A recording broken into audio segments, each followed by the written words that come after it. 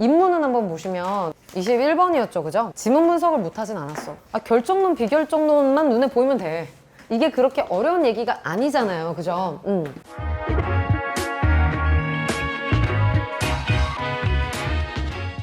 기본적으로 우리가 인문 패턴에서 만약에 비판에서 출제가 되는 것을 비판 문제가 나올 때는 어떤 식으로 나오냐면 앞에 얘기들이 쭉 나오다가 알아서 개념을 막 얘기를 해요. 그러다가 알아서 한계를 얘기를 해요. 걔가 비판이야. 그치? 자기 혼자 얘기할 때도 있고 아니면 상대방이 얘기할 줄 때도 있는데 본문에서 이미 나왔던 거 그냥 재진술인 경우가 대부분이에요. 그랬어요, 지금까지.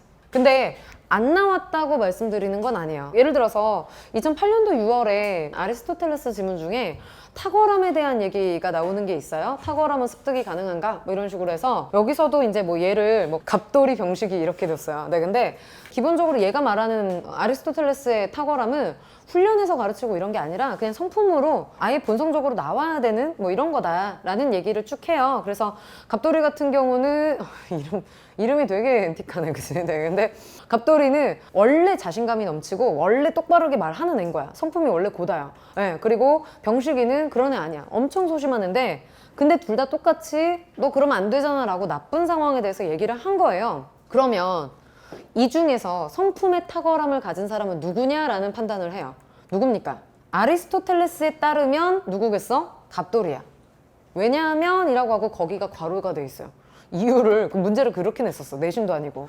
네, 되게 신기하지, 그지? 네, 근데 얘가 말하는 건 뭐야? 그러니까 아리스토텔레스는 그냥 뇌 안 거치고 그냥 튀어나와야 된다. 뭘 고민하고 이런 게 아니라 그냥 원래 본성이 그래야 되는 애가 그게 탁월함이다. 성품의 탁월함 이라는 얘기를 쭉 해요. 근데 그래놓고 문제를 뭐로 내냐면 보기를 바탕으로 해서 위글의 아리스토텔레스의 입장을 비판한 것으로 알맞은 것은 이라고 나와. 처음부터 끝까지 그냥 계속 그래요. 맨 마지막에는 우리가 어떤 사람을 존경할 게 아니고 우리 아이를 어떤 사람으로 키우고 싶은가를 생각한다면 외도 없는데 그치 뭐 이런 걸 생각해야 돼. 네, 근데 그런 질문을 받으면 아리스토텔레스처럼 생각하지 않겠냐.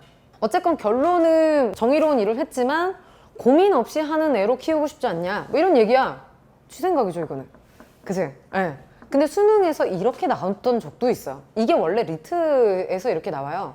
리트는 약간 설명문처럼 안 나오고 자기 주장을 자꾸 얘기를 해요. 그래서 항상 고정 문제가 비판하는 게 맨날 나와요. 이걸 따지는 게. 근데 여기서도 이제 그런 스타일이니까 낸 건데 그러면서 뭐라고 하냐면 보기가 도덕적인 행위가 되려고 한다면 의지에서, 그러니까 도덕 법칙을 지키려는 의지가 필요한 거다. 네가 그냥 아무 생각 없이가 아니라 이 보기 입장에서는 그게 더 중요해, 의지가 라고 이야기를 해요. 그러니까 이 입장에서 비판해라 라고 한 거야. 그래서 답이 뭐였냐면 탁월한 성품에서 비롯된 행위는 행위자의 성향에 의해서 결정된 것이지 도덕 법칙을 지키려는 의지에 의해서 결정된 행위가 아니므로 도덕적인 행위라 볼 수 없다. 그냥 틀렸다. 그냥 본문에 네 말은 보기 입장으로 봤을 때 틀린 얘기야 라는 얘기죠. 얘의 한계나 이런 것들 본문에서 나왔던 게 아니고 그냥 보기 내 의견으로 봤을 때 틀려. 말이 안 되잖아. 그게 말이 되냐? 라고 얘기한 거야. 의지가 있어야지. 아니 본성이 말이 돼. 근데 얘는 본성만 얘기했어. 근데 그 말이 틀렸어 라고 이야기를 한 거잖아요. 21번에 니은이 그랬었어요. 본문에서 그냥 계속 멀쩡히 비결정론 이야기하면서 원자들은 우연적 운동을 하는 거고 근데 이런 것들을 생각을 해보면 막상 인간이 필연성에 얽매이지 않으면서 근데 갑자기 결론이 그러니까 되게 주체적으로 설 수 있다라는 거야 라고 하니까 그게 그런가? 라고 한 거죠. 여기서 비판으로. 그치? 네. 그게 왜 주체적이냐? 되게 우연적이라면서 어디가 네 의지가 있고 어디가 주체적이야? 라고 네 말이 틀렸어 라고 간 건데 그러니까 학생들 입장에 약간 소름 돋는 게 점점 생각을 해서 그러면 내가 평가원이 말한 걸 안 믿고 따져봐야 되나 이제. 근데 그래야 될 수도 있나 봐요. 그리고 안 나왔던 패턴은 아니고 여러분들한테 잘잘못을 가려라 까진 아니지만 이런 반박, 시도도 비판으로 들어갈 수 있다라는 범주는 알아두셔야 된다는 거죠. 리트는 되게 많아요. 네 말이 틀렸는데? 라고 해서 얘기하는 게 되게 많거든. 그러니까 그런 부분들을 좀 생각하면서 보셔야 될 것 같아요. 이번에 특징적으로 보자면 비문학에서는 이 정도가 좀 이슈였던 것 같고요. 그죠? 문학 같은 경우에 선생님이 지금 고전소설이랑 고전시가를 좀 분석을 해놨는데 이제 학생들이 대치동 애들이 정서태도와 갈등을 다 분석할 줄 알아. 그치? 네. 다들 이제 그런 부분들에 집중을 해가지고 많이들 보는데 평가하는 입장에서는 그래 그것도 알겠는데 그래서 너네 내용은 알고 이해하는 거니? 라는 걸 아마 묻고 싶었던 것 같아요. 되게 많이 나와요. 네, 팩트 체크하는 문제는 생각보다 되게 많이 나오고 그래서 선생님은 좀 많이 강조를 하는 게 나는 고전소설을 손 묶어놓고 그냥 읽어봐라 문제 풀어라 라고 하면 나는 못 풀어요. 나도 고전소설 좋아서 국문과를 간 게 아니야. 근데 또 막상 하다 보니까 근데 문법에 꽂혔어요. 왜냐면 고전 문법을 한번 배웠는데 진짜 빡세게 배웠었거든. 우리 학교 아직도 계신지 모르겠는데 그분이 노량진의 1타 강사였어요. 근데 대학교에서 강사를 해서 너무 되게 잘 가르치신 거야 진짜로. 네, 그래서 중세국어 한번 딱 배우고서 문법을 배우고 거기에 완전 꽂혀서 그 다음부터 문법을 좀 많이 팠어요. 근데 고전소설은 한 번도 판 적이 없어. 재미가 없어. 노잼이지. 볼 때마다 너무 재미없어요. 근데 다행스러운 것은 내용이 한정적이라는 거죠. 우리가 패턴을 알 수 있고 그럼에도 불구하고 또 헷갈리는 건 지명이 낯설고 이름이 낯설어. 대명사를 계속 바꿔요. 그러면 그냥 그렇구나가 아니라 잡아가야 될 거 아니야. 갈등 관계마다 끊으시면 돼요. 갈등 관계들마다 크게. 고전은 이게 훨씬 더 효율적인 게 뭐냐면 고전은 다 순행적 구성이잖아. 100%야. 역순행적 없어요. 없어. 고전이 그런 게 어디서 민담인데 그지? 말하면서 이거를 플롯을 이렇게 잡아가지고 어쩌고 이런 거 없어. 그러니까 그냥 항상 그 다음날 1년 뒤 뭐 이렇게 해서 그냥 시간 순서대로거든요. 그것만 잘 끊어. 그 대신 얘는 장면 전환이 많지. 시간은 단조로운 대신에 장면 전환은 많아요. 왜? 영웅 이야기가 많거든. 어벤져스가 방구석에 앉아가지고 맨날 말로만 떠든다고 생각해봐. 너무 이상한 일이잖아. 그지? 얘네들은 맨날 싸우는 얘기밖에 없어요. 싸우고 누가 이기고 또 싸우고 또 이기고 지고 이거밖에 없으니까 배경이라도 바뀌어야 돼. 장면 전환이 엄청 많은데 이거 안 냈나요? 이번에도 뭐 다 냈는데요. 이게 뭐 함곡이었는지 아직 함곡을 안 갔었구나 뭐 이런 것들을 배경들을 체크해야 되는데 그게 읽으면서 어디지 이게 보이냐고. 나는 잘 안 보여서 습관으로 아예 해놨어요. 그냥 정보가 보이면 배경은 네모예요. 기호는 최대한 심플해야 돼. 비문학도 배경은 시간 공간은 다 네모였잖아요. 인물은 동그라미. 비문학도 똑같이 해요. 그냥 자연스럽게 튀어나오게. 그래서 그거 다 체크해서 끊어서 갈등은 기본적으로 특히나 인물이 중심인데 인물이 자아잖아요. 그 인물이 부정적으로 인식하는 세계이어야 해요. 그럼 갈등은 쉽게 찾아요. 왜냐면 인물이 꼭 인물하고만 싸우는 것도 아니고 그러니까 세계라고 하면 되게 추상적으로만 생각을 하는데 사람하고도 싸우고 그치? 가치관이라고 싸우고 이념이라고 싸우고 되게 다양하게 싸워. 그러니까 얘가 뭔가 싸우고자 하는 그 대상 이게 없으면 얘는 수필이 돼요. 갈등이 항상 나와요. 나오니까 그 부분들을 염두에 두면서 보셔야 되고 물론 발단 부분이면 그걸 소개하는 밑밥인 거지. 그게 이제 좀 그렇지만 기본적으로는 갈등이 나올 거다라고 생각해서 보시면 되고 그랬을 때 인물의 심리와 대화와 행동을 엮어가면서 보셔야 돼요. 왜? 그게 실질적인 인물의 반응과 인식과 태도가 되니까. 근데 이거는 갈등의 흐름, 즉 내용적인 측면이었던 거고 근데 일치불일치로 은근히 고전소설을 많이 틀리는 게 인물에 대한 이해를 이렇게 물어보면 그냥 그거 많이 틀려요. 인물이 뭐 했니? 누구랑 뭐 했니? 어디 갔니? 이거 물어보면 또 많이 틀리거든. 그러니까 그런 것들은 끊어가면서 여기만 해도 장면이 몇 개예요. 그죠? 꿈으로도 들어가고 그 안에서도 또 잔치를 하고 갑자기 문득 막 이래. 문득 급히 돌연 이러면 그것도 시간이 바뀐 거잖아. 그리고 새로운 인물이 등장하잖아. 그것마다 끊어. 기본적으로 갈등이 바뀌는 지점이 얘네들이에요.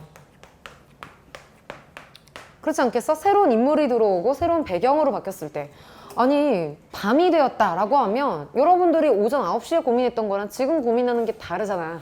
그치? 이제는 막 배고픈데 뭐 먹어야 되지? 어떻게 가야 되지? 이거 고민하는 건데 똑같은 사람이어도 똑같은 장소여도 시간만 달라져도 고민이 달라져요.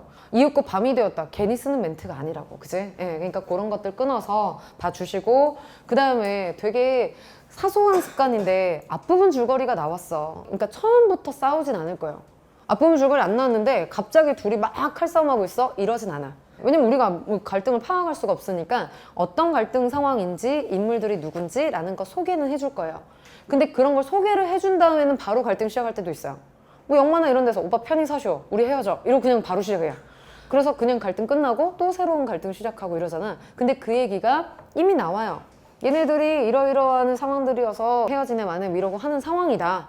그래서 우리 헤어져 라고 한 거야. 이렇게 해서 보여주잖아요. 그러니까 그런 부분들을 잡아가셔야 되고, 특히 고전은 되게 심플하지 뭐. 영웅 이야기였으면 적군과 아군 나눠야 되고요. 이것마저도 못 나눠요. 지금 내가 누구 편이랑 얘기하는 건지. 왜냐면 인물이 너무 많이 나와.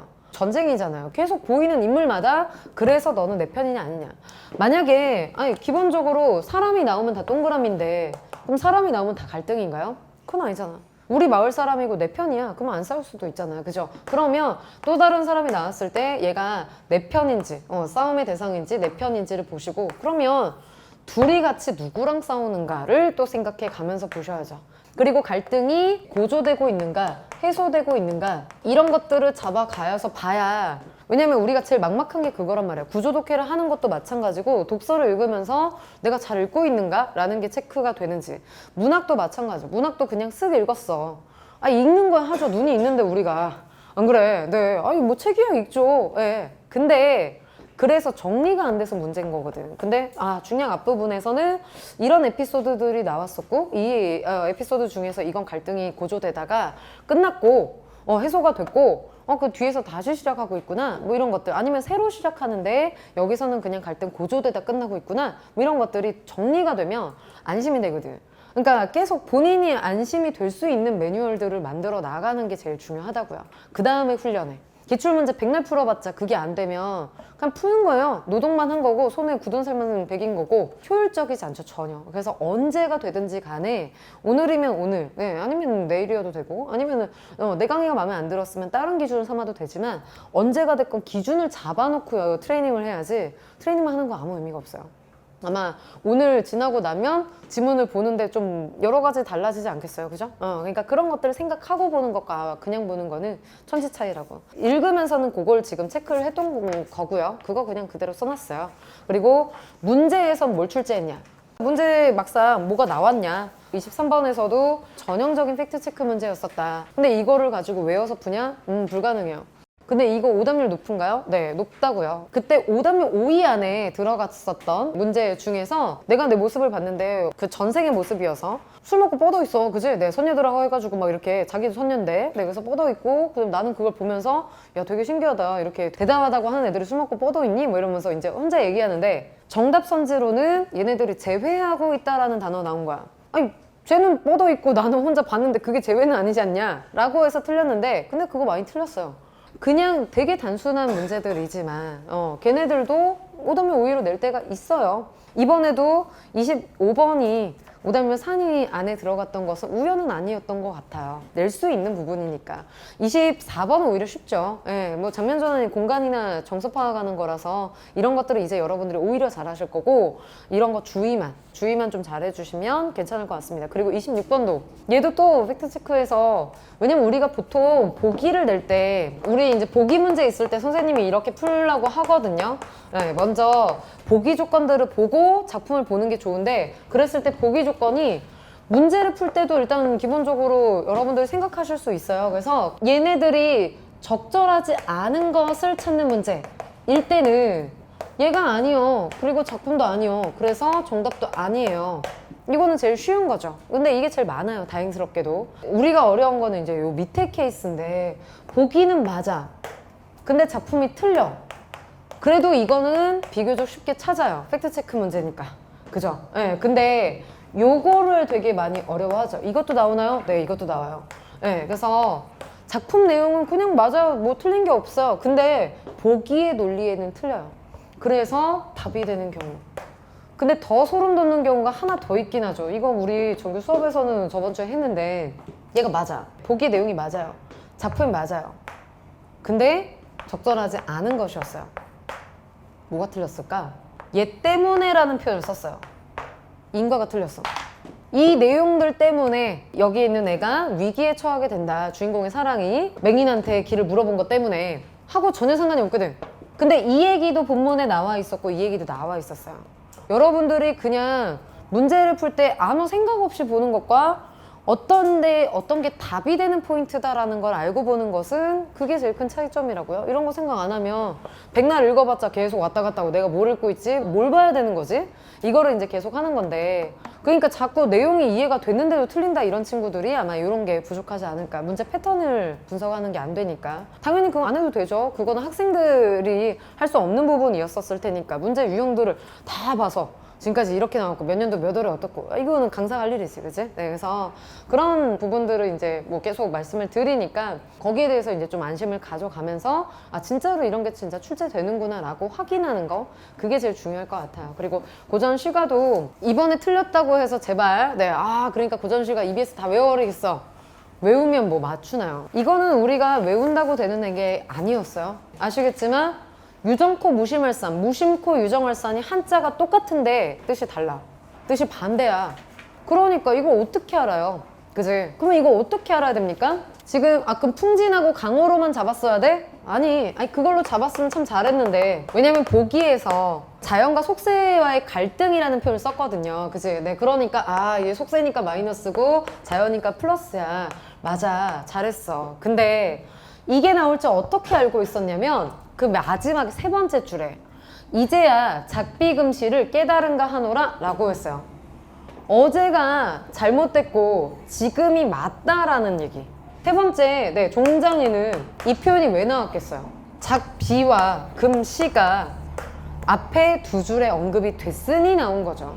시조는 기본적으로 수마다 주제가 달라요. 네, 그래서 연시조 같은 경우도 그래서 오히려 땡큐이기도 한데, 그러니까 여러분들이 그냥 넘어가면 안 돼요. 앞에 해석이 됐어도 그냥 뭐 자연하고 뭐 갈등 이런 거였구나 라고 했어도, 왜냐면 이거 잘 낚이는 게 풍진 뒤에 붕어라고 돼 있어. 그러면 친구잖아. 친구면 또 긍정인가 봐, 이렇게 자연인가 봐 이렇게 되거든요. 그렇게 해석하는 게 자연스럽죠. 근데 요게 나왔다면 얘 지금 좋은 것만 얘기하는 부분은 아니었을 거구나 라고 다시 한번 보셔야 돼요.